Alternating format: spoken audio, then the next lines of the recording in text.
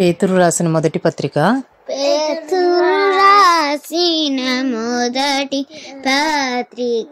రెండవ అధ్యాయము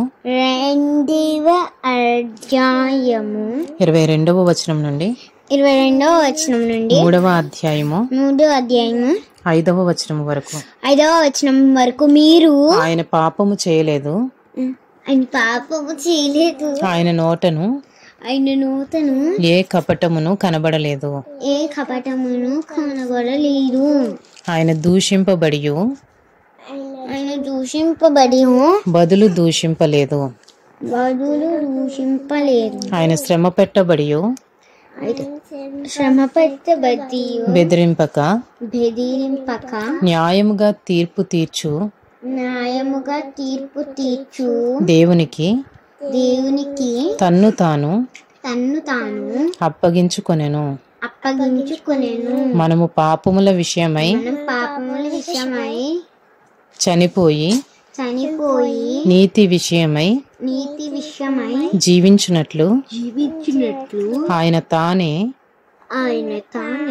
తన శరీరమందు మన పాపములను మ్రాను మీద మోసుకొనెను.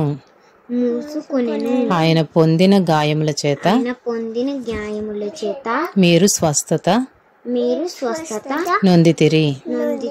మీరు గొర్రెల వలె దారి తప్పిపోతిరి గాని ఇప్పుడు మీ ఆత్మల కాపరియు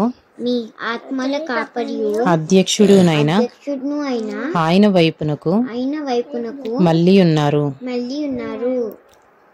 3వ అధ్యాయము అటువలే స్త్రీలారా మీరు మీ స్వపురుషులకు లోబడి ఉండుడి. అందువలన వారిలో ఎవరైనను వాక్యమునకు అవిధేయులైతే వారు భయముతో కూడిన మీ పవిత్ర ప్రవర్తన చూచి వాక్యము లేకుండానే తమ భార్యల నడవడి వలన రాబట్టబడవచ్చును. జడలు అల్లుకునుటయు బంగారు నగలు పెట్టుకునుటయు వస్త్రములు ధరించుకునుటయు అను వెలుపటి అలంకారము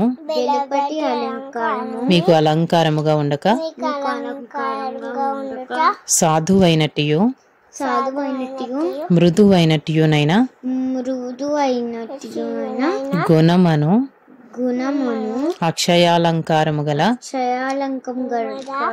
మీ హృదయపు అంతరంగ స్వభావము మీకు అలంకారముగా ఉండవలెను. అది దేవుని దృష్టికి మిగుల విలువ గలది.